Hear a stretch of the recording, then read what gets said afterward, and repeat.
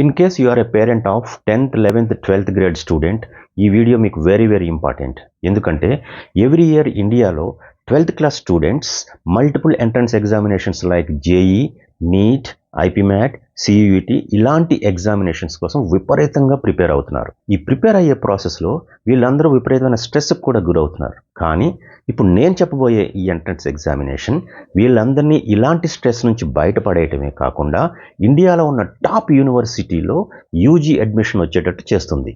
అది కూడా 12th finish అవడానికంటే ముందే. ఇంతకీ ఏంటి ఆ ఎగ్జామ్ అనుకుంటున్నారా? అదేనండి, శాట్ ఎగ్జామినేషన్.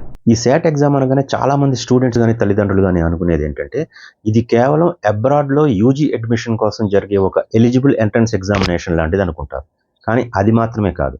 ఎందుకంటే ఈ శాట్ స్కోర్స్ బేస్ చేసుకుని ఇండియాలో ఉన్న top institutions like Ashoka university, ఫ్లక్షా university, flames university, Symbiosis university and నార్సింహంజీ university ఇలాంటి టాప్ యూనివర్సిటీస్ స్టూడెంట్స్కి ఈ స్కోర్స్ బేస్ చేసుకుని యూజీలో అడ్మిషన్ ఇస్తున్నాయి. 12th స్టూడెంట్స్కి మిగిలిన ఎంట్రన్స్ ఎగ్జామినేషన్స్ మీద ఫోకస్ చేయడం ఎలాగూ తప్పదు. కాబట్టి ఈ శాట్ ఎగ్జామ్ అనేది 10th క్లాస్లో కనుక ఫినిష్ చేస్తే ఇది ఒక అద్భుతమైన బ్యాకప్ ప్లాన్ లాగా ఉపయోగపడుతుంది.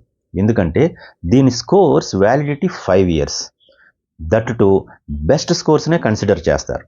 ఎందుకు ఒక అద్భుతమైన ప్లాన్ అంటున్నానంటే ఇన్ కేస్ మీరు ఫోకస్ చేసిన ఏ ఎంట్రన్స్ ఎగ్జామినేషన్ అయినా మీరు క్రాక్ చేయలేకపోతే ఈ స్కోర్స్ బేస్ చేసుకుని ఇండియాలో ఉన్న టాప్ యూనివర్సిటీస్లో మీరు యూజీ అడ్మిషన్ పొందొచ్చు.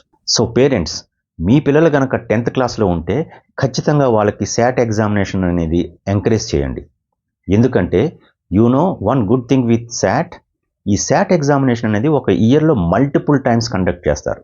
ఈవెన్ స్టూడెంట్ కూడా n number of times attempt చేయొచ్చు. So what are you waiting for? Do follow Career Minds and Paths for more videos like this. This is Vivi signing off. Thank you so much.